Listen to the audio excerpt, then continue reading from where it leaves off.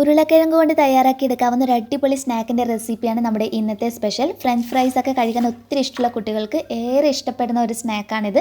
ഇത് ഉണ്ടാക്കിയിട്ട് നമുക്ക് ഫ്രീസറിനകത്ത് സ്റ്റോർ ചെയ്ത് ഇഷ്ടമുള്ള സമയത്ത് ഫ്രൈ ചെയ്ത് കഴിക്കാവുന്നതാണ്. സെയിം നമ്മൾ ഫ്രഞ്ച് ഫ്രൈസ് ഒക്കെ ചെയ്യുന്നത് പോലെ. അപ്പോൾ ഇന്നത്തെ റെസിപ്പി നിങ്ങൾക്ക് ഇഷ്ടപ്പെടുകയാണെങ്കിൽ ലൈക്ക് ചെയ്യുക. ചാനൽ ആരെങ്കിലും പുതിയതായിട്ടൊന്ന് കാണുന്നുണ്ടെങ്കിൽ ഒന്ന് സബ്സ്ക്രൈബ് ചെയ്തിട്ട് അതിൻ്റെ തൊട്ടടുത്തായി കാണുന്ന ആ ബെല്ലൈക്കണിൽ കൂടി ക്ലിക്ക് ചെയ്യുക കേട്ടോ. അപ്പോൾ പെട്ടെന്ന് തന്നെ നമുക്കിതെങ്ങനെയാണ് വീട്ടിൽ തയ്യാറാക്കി എടുക്കുന്നതെന്നുള്ളത് നോക്കാം. ഈ ഒരു സ്നാക്ക് തയ്യാറാക്കിയെടുക്കുന്നതിനായിട്ട് മീഡിയം സൈസായിട്ടുള്ള 2 ഉരുളക്കിഴങ്ങാണ് എടുത്തിട്ടുള്ളത്. ഇതിൻ്റെ തൊലിയൊക്കെ കളഞ്ഞ് നല്ലതുപോലെ കഴുകിയതിന് ശേഷം നമ്മളൊന്ന് ഗ്രേറ്റ് ചെയ്തെടുക്കണം. ഗ്രേറ്റ് ചെയ്തെടുക്കുമ്പോൾ നമ്മൾ ശ്രദ്ധിക്കാനുള്ളത് ഒത്തിരി കനം കുറഞ്ഞിട്ട് നമുക്ക് ഗ്രേറ്റ് ചെയ്തെടുക്കേണ്ട ആവശ്യമില്ല. കുറച്ച് കനത്തിൽ, അത്യാവശ്യം കുറച്ച് വണ്ണത്തിൽ വേണം നമ്മൾ ചെയ്തെടുക്കാൻ. അപ്പോൾ നമ്മുടെ ഗ്രേറ്ററിൻ്റെ ആ ഒരു ബ്ലേഡ് കുറച്ച് വലിപ്പത്തിലുള്ളതുണ്ടാവുമല്ലോ, അത് വെച്ചിട്ട് ഗ്രേറ്റ് ചെയ്തെടുത്താൽ മതിയാവും കേട്ടോ. അതിനുശേഷം നന്നായിട്ട് കഴുകിയെടുക്കുക. ഉരുളക്കിഴങ്ങ് കൊണ്ട് പലഹാരങ്ങൾ തയ്യാറാക്കിയെടുക്കുമ്പോൾ എപ്പോഴും അതൊരു 5-6 തവണയൊക്കെ കഴുകിയെടുക്കുമ്പോഴാണ് അതിനകത്തുള്ള സ്റ്റാർച്ചൊക്കെ പോയിട്ട് നല്ല രീതിയിൽ നമുക്ക് ഫ്രൈ ചെയ്തെടുക്കാൻ കഴിയുക. അപ്പം ഞാനിത് കുറേ തവണ കഴുകിയെടുത്തതിന് ശേഷമുള്ളതാണ്. അടുത്തതായിട്ട് ഒരു പാത്രത്തിനകത്തോട്ടേക്ക് ആവശ്യത്തിന് വെള്ളം ഒഴിച്ച് ഇതിലോട്ടേക്ക് നമ്മൾ ഈ ഗ്രേറ്റ് ചെയ്ത് നന്നായിട്ട് കഴുകി വെച്ചിരിക്കുന്ന ഉരുളക്കിഴങ്ങ് ഇട്ട് കൊടുക്കുക. അടുത്തതായിട്ട് ഈ വെള്ളത്തിൻ്റെ അളവ് എന്ന് പറയുന്നത് ഉരുളക്കിഴങ്ങ് മുങ്ങിക്കിടക്കാൻ പാകത്തിനുള്ള വെള്ളം ഒഴിച്ചു കൊടുത്താൽ മതി കേട്ടോ. ഇനി നമുക്ക് ഫ്ലെയിം ഓൺ ചെയ്യാം. ഇതിലോട്ടേക്ക് ഒരു 1/2 ടീസ്പൂൺ തുടങ്ങി 3/4 ടീസ്പൂൺ വരെ ഉപ്പിട്ട് കൊടുക്കാം. അതിനുശേഷം മീഡിയം ഫ്ലെയിമിലിട്ടിട്ട് വേണം നമ്മളിത് കുക്ക് ചെയ്തെടുക്കാൻ. ഉപ്പിട്ടതിന് ശേഷം ഒന്ന് മിക്സ് ചെയ്ത് കൊടുക്കാം. അടച്ചൊന്നും വെക്കേണ്ട, തുറന്ന് വെച്ചിട്ട് തന്നെ മീഡിയം ഫ്ലെയിമിലിട്ടിട്ട് നമ്മളിതൊന്ന് തിളപ്പിച്ചെടുക്കണം. ഫ്ലെയിം ഒരിക്കലും കൂട്ടി വെക്കരുത്. മീഡിയം ഫ്ലെയിമിലിട്ട് ഇതൊന്ന് തിള വരും. ആ തിള വരുമ്പോൾ നമുക്ക് കറക്റ്റ് മനസ്സിലാകും ഇതിങ്ങനെ പതഞ്ഞ് വരുന്നത് പോലെ ഉണ്ടാകും.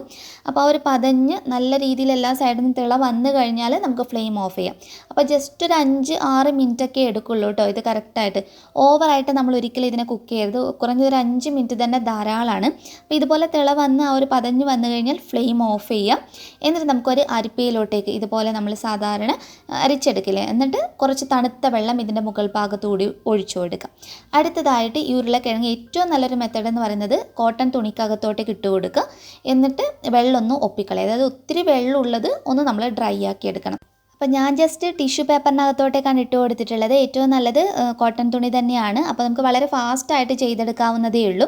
എന്നിട്ട് വെള്ളമൊക്കെ വാർന്ന് കളഞ്ഞതിന് ശേഷം ഇതിലോട്ടേക്ക് നമുക്ക് ആദ്യം വേണ്ടത് കോൺഫ്ലോറും അതുപോലെ തന്നെ അരിപ്പൊടിയാണ്. അപ്പോൾ ഞാൻ കോൺഫ്ലോർ ഒരു 2 ടീസ്പൂൺ ചേർത്ത് കൊടുത്തിട്ടുണ്ട്. അതുപോലെ തന്നെ അരിപ്പൊടിയും 2 ടീസ്പൂണാണ് കേട്ടോ. അതുപോലെ ഒരു ഇത്തിരി മാത്രം ഉപ്പ്.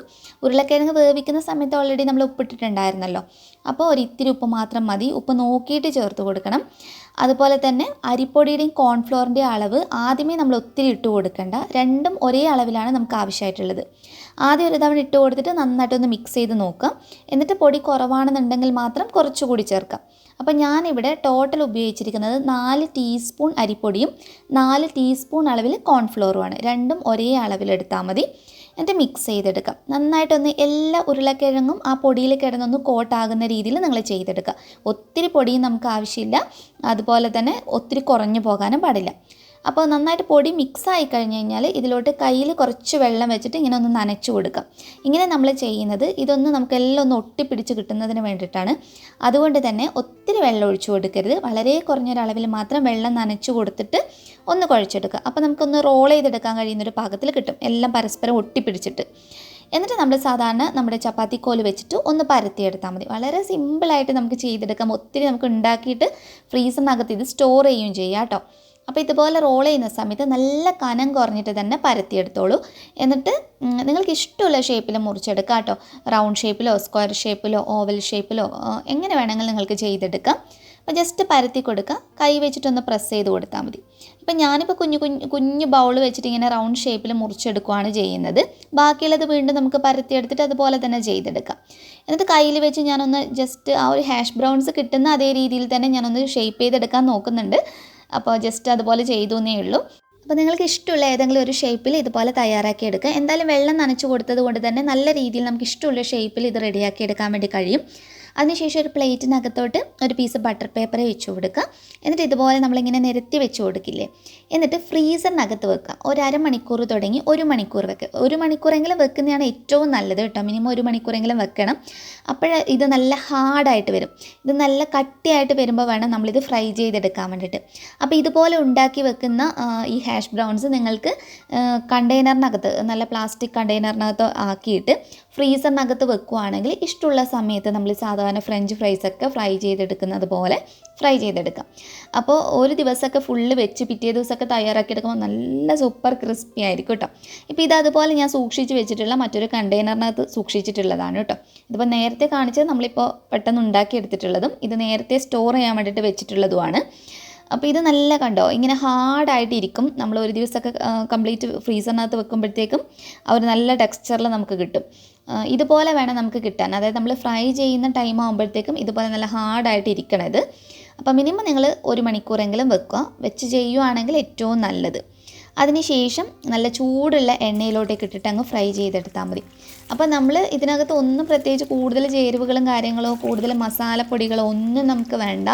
ഇത് നിങ്ങൾ ഒരു തവണ ഉണ്ടാക്കി നോക്ക്. ഭയങ്കര ടേസ്റ്റിയാണ്. ശരിക്കും നമ്മൾ ഫ്രഞ്ച് ഫ്രൈസ് ഉണ്ടാക്കി വെക്കുന്നത് പോലെ തന്നെ നമുക്ക് ഉണ്ടാക്കി കുട്ടികൾക്കൊക്കെ ഇടയ്ക്ക് സ്നാക്കായിട്ട് കൊടുക്കാവുന്ന നല്ല അടിപൊളി. പിന്നെ ഇത്ര എണ്ണയിൽ നിങ്ങൾക്ക് മുക്കി പൊരിക്കാൻ താല്പര്യമില്ലെങ്കിൽ വളരെ കുറഞ്ഞ എണ്ണയിൽ നമുക്ക് വേണമെങ്കിൽ ഫ്രൈ ചെയ്തെടുക്കുകയും ചെയ്യാം. ഈ ഒരു ഗോൾഡൻ കളർ ആകുന്ന രീതിയിലൊന്ന് ഫ്രൈ ചെയ്തെടുത്താൽ മതി. മീഡിയം ഫ്ലെയിമിലിട്ട് ഫ്രൈ ചെയ്തെടുക്കുന്നതാണ് കേട്ടോ നല്ലത്. ഇതിൻ്റെ കൂടെ ടൊമാറ്റോ കെച്ചപ്പ് ഉണ്ടെങ്കിൽ ഒന്നുകൂടി നല്ലത്. അതല്ലാതെ തന്നെ ഇത് കഴിക്കാൻ നല്ല ടേസ്റ്റാണ്. പിന്നെ നല്ല ക്രിസ്പിയാണ്. നിങ്ങൾ ഈ പറയുന്ന മെത്തേഡിലൊക്കെ ഒന്ന് കറക്റ്റായിട്ട് ഫോളോ ചെയ്തൊന്ന് ചെയ്ത് നോക്ക്. കുട്ടികളുടെയൊക്കെ ഏറ്റവും ഫേവറേറ്റ് സ്നാക്കായിരിക്കും ഒരു തവണ ഉണ്ടാക്കി കഴിച്ചു കഴിഞ്ഞാൽ. അപ്പോൾ കണ്ടോ എത്ര ക്രിസ്പി ആണെന്നുള്ളത് ഞാനിത് പൊട്ടിച്ച് കാണിക്കുമ്പോൾ മനസ്സിലാവുന്നുണ്ടാകും. ട്രൈ ചെയ്ത് നോക്കിയിട്ട് ഫീഡ്ബാക്ക് അറിയിക്കാൻ മറക്കരുത്. നെക്സ്റ്റ് വീഡിയോയിൽ ഇനിയും നല്ലൊരു വെറൈറ്റി ഡിഷായി വീണ്ടും കാണാം. അതുവരെ ടേക്ക് കെയർ. Bye bye.